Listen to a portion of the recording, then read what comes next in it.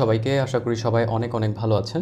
So আজকে আমাদের practice নোটসের আরও একটা এপিসোড আপনার সাথে শেয়ার করার চেষ্টা করছি।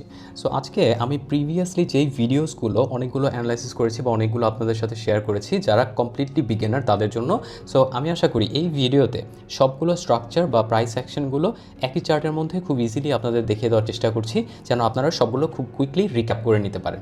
সো প্রথমত মার্কেটের গ্যাপ ফিলটা আমি একটু বলে দিই। ধরেন যে মার্কেটের স্ট্রাকচারটা যখন এখান থেকে উপরে গেল অ্যান্ড আপনি খেয়াল করলেন এখানে ম্যাসিভ একটা গ্রিন ক্যান্ডেল, বাট এই রেড ক্যান্ডেলটার বডি কি এটার 50% ওপর কাভারেজ দিতে পেরেছে? পারেনি, রাইট? তার মানে এখানে একটা মার্কেটে গ্যাপ আছে।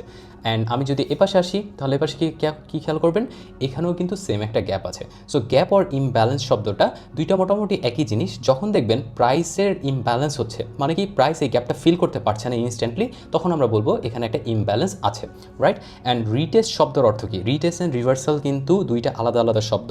যখন আপনার চেঞ্জ অফ ক্যারেক্টার বা ব্রেক অফ স্ট্রাকচার আসবে অ্যান্ড ফার্স্ট যে মুভমেন্টটা থাকবে সেটাকে আমরা বলবো রিভার্সাল, অ্যান্ড সেকেন্ড যে স্ট্রাকচারটা পাবো সেটাকে আমরা বলবো রিটেস্ট। অ্যান্ড সাপ্লাই রিটেস্ট কি জিনিস? কোনো একটা অর্ডার ব্লক বা কোনো একটা নির্দিষ্ট কনসলিডেশন জোন থেকে যখন প্রাইস নিচের দিকে ব্রেক করে অ্যান্ড দ্বিতীয়বার জন্য সেটা রিটেস্ট করতে আসে, তাহলে সেটা হয়ে যাবে supply and retest. And bullish fake out কীভাবে?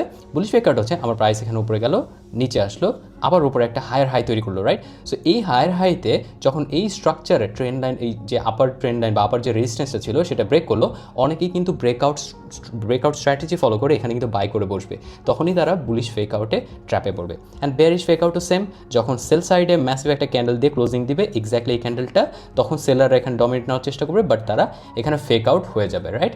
And on top of that liquidity কী জিনিস? লিকুইডিটি হচ্ছে সোজা হিসাব স্টপ লস হান্ট করা। সো এখানে যারা শর্ট করেছে এই ক্যান্ডেলে, রাইট, তাদের স্টপ লস কোথায় হবে? এক্স্যাক্টলি এই ক্যান্ডেলসগুলোর উপরে। সো মার্কেটের চেষ্টা করে যে আমাদের স্টপ লসগুলো হান্ট করে সেম ডাইরেকশনে যাওয়ার। সো এখানে কিন্তু এই যে শুটিং স্টার ক্যান্ডেলটা, এই শুটিং স্টার ক্যান্ডেল দিয়ে বা ইনভার্টেড হ্যামারও বলতে পারেন, সেটা দিয়ে আমার কিন্তু এখানে স্টপ লসগুলো হান্ট করে ফেলেছে। সো এটাই হবে ফ্রেশ লিকুইডিটি এরিয়া বা লিকুইডিটি হান্ট, রাইট?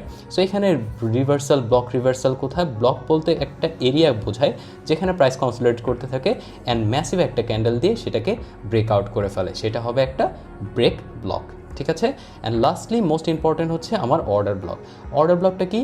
আপনি যদি খেয়াল করেন প্রাইস কিন্তু নিচের ডাইরেকশনে যাওয়ার চেষ্টা করছে, বাট সাডেনলি এই গ্রিন ক্যান্ডেলটা কনসলিডেশন জোন থেকে বের হয়ে এখানে কিন্তু একটা গ্যাপ তৈরি করেছে, রাইট?